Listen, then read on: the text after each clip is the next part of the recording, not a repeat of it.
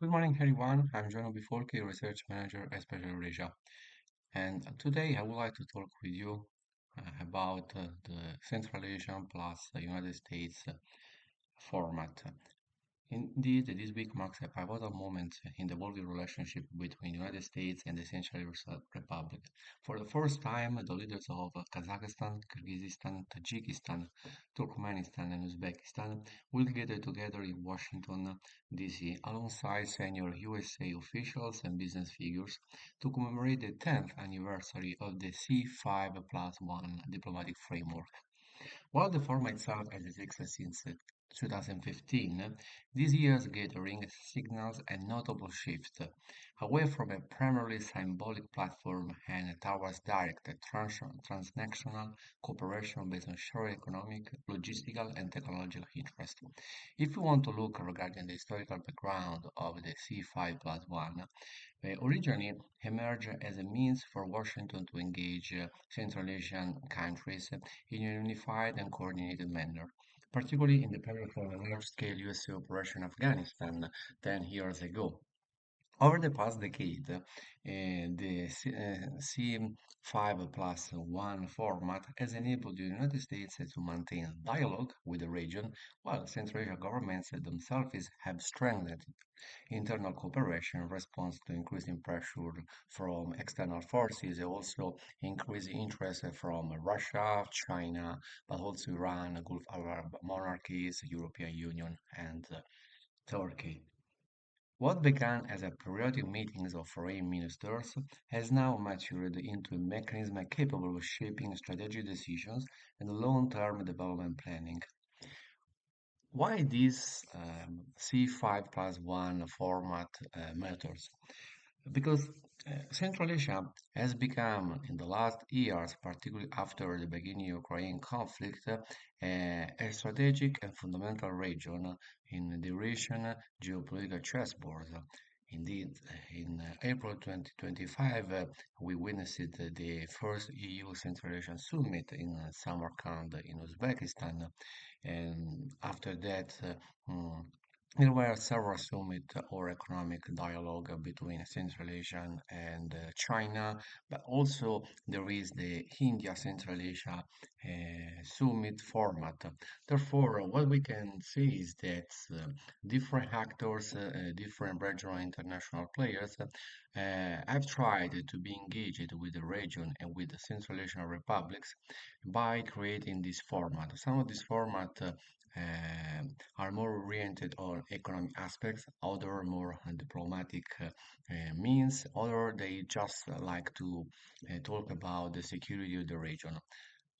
For sure, Central Asia is important also because of its strategic position, because of neighboring Afghanistan. If we think about at the United States, and if we think that recently USA President Donald Trump stated that Washington wants to go back to the Bagram Higher base in Afghanistan since this infrastructure has a strategic military position and advantages in Afghanistan towards the People's Republic of China, but also is important to control the Afghan territory and entire region.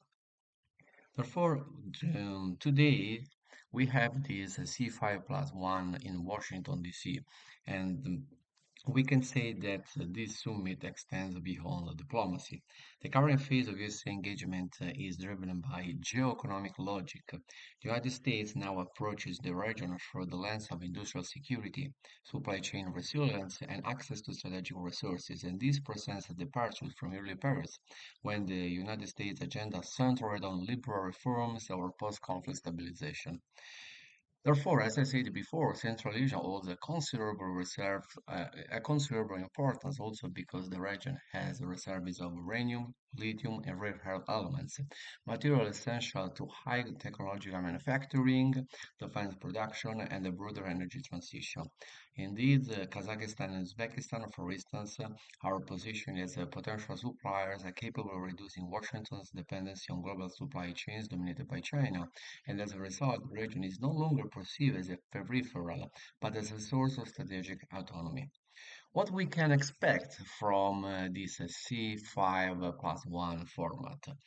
Well, we can expect some agreements, and today, as a Special Eurasia, we are following the situation. We are following also the official statements and the local media, and we can expect some agreements which may include joint ventures in mineral extractions and processing, long-term geological exploration initiatives, and also USA support and assistance in Central Asian republics modernization, particularly in the military field.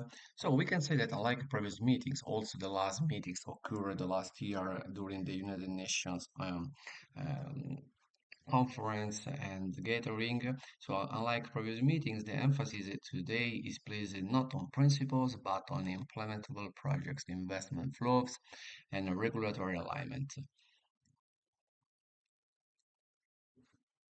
What is also important in this region, we can say, is like the transport corridors, and because of its strategic position, the region has been affected by different strategic corridors. We can talk about the Middle Corridor, but also the Belt Road Initiative promoted by China, and this is the reason why Beijing has invested a considerable amount of financial resources in promoting the infrastructural projects in Central Asia. Therefore, the control of the transport rules has re-emerged as a central element of geopolitical influence, as we always state, especially Eurasia. So, as stated before, the middle corridor running from Central Asia through the Caspian Sea towards Europe is viewed in Washington as a politically resilient alternative to existing rules dependent on Russia and China. So, what we can say? We can say in conclusion that these years, the C5 plus 1 format marked its 10th anniversary and probably also a turning point.